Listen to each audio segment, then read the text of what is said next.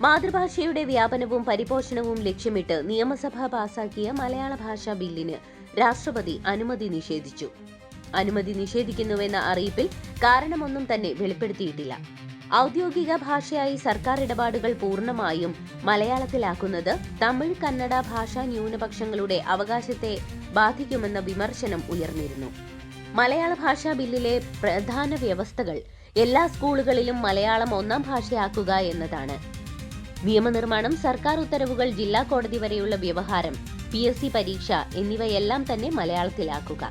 മലയാള മാധ്യമത്തിൽ പഠിക്കുന്നവർക്ക് പ്രൊഫഷണൽ കോഴ്സുകളിൽ പ്രവേശനത്തിന് മുൻഗണന നൽകുക. വാഹനങ്ങളുടെയും സർക്കാർ, സ്വയംഭരണ സഹകരണ സ്ഥാപനങ്ങളുടെയും ബോർഡുകൾ മലയാളത്തിലാക്കുക എന്നിവയായിരുന്നു മറ്റ് പ്രധാന വ്യവസ്ഥകൾ.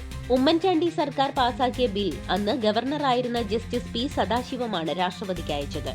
ബിൽ പാസാക്കിയെങ്കിലും ഭരണമുന്നണിയിൽ നിന്നു തന്നെ അത് ഭാഷാ ന്യൂനപക്ഷങ്ങളുടെ അവകാശം ഹനിക്കുമെന്ന അഭിപ്രായം ഉയർന്നിരുന്നു. 2024 കേന്ദ്ര ആഭ്യന്തര മന്ത്രാലയം ഉന്നയിച്ച ചില സംശയങ്ങൾക്ക് സംസ്ഥാന സർക്കാർ വ്യക്തത വരുത്തിയിരുന്നു. എന്നാൽ അനുമതി നിഷേധിക്കാനായിരുന്നു ആഭ്യന്തര മന്ത്രാലയത്തിന്റെ ശുപാർശ. രാഷ്ട്രപതിയും ഗവർണറും ബില്ലിൽ തീരുമാനമെടുക്കുന്നതിൽ വരുത്തുന്ന കാലതാമസത്തെ അടുത്തിടെ സുപ്രീം കോടതി വിമർശിക്കുകയും സമയപരിധി ഏർപ്പെടുത്തുകയും ചെയ്തിരുന്നു.